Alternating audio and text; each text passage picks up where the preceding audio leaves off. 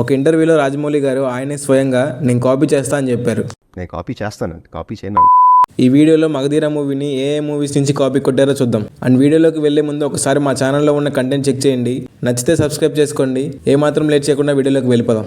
Magadheera movie fight scenes అయితే maximum 300 movie నుంచి తీసుకున్నట్టే అనిపిస్తుంది. ఫర్ ఎగ్జాంపుల్,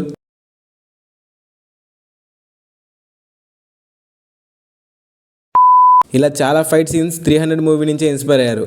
ఎలా అంటే ఎగ్జాక్ట్లీ అక్కడ కాలు నరికాడు కాబట్టి ఇక్కడ కూడా కాలు నరకాలి, అక్కడ శూలం అదేదో విసిరేస్తే ఇక్కడ కూడా అదే విసిరేయాలి.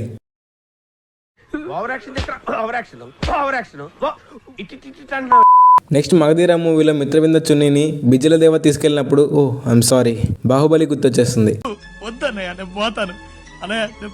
మిత్రవింద చున్నీని రణదేవ్ బిళ్ళ తీసుకుని వెళ్ళినప్పుడు పోటీ పెడతారు కదా, ఆ చున్నీ ఎవరు తెస్తే వాళ్ళకి మిత్రవింద అని. అక్కడ వచ్చే ఈ సీన్ని ది మైత్ అనే మూవీ నుంచి ఇన్స్పైర్ అయ్యారు.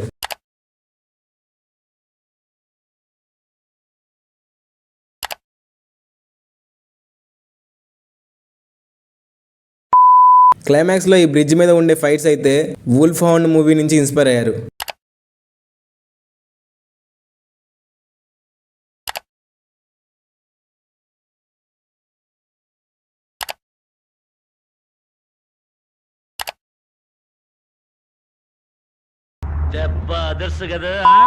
అయినా రాజమౌళి గారు ఎంత కాపీ కొట్టినా కానీ దాన్ని మంచిగా మనకి చూపించారు కదా.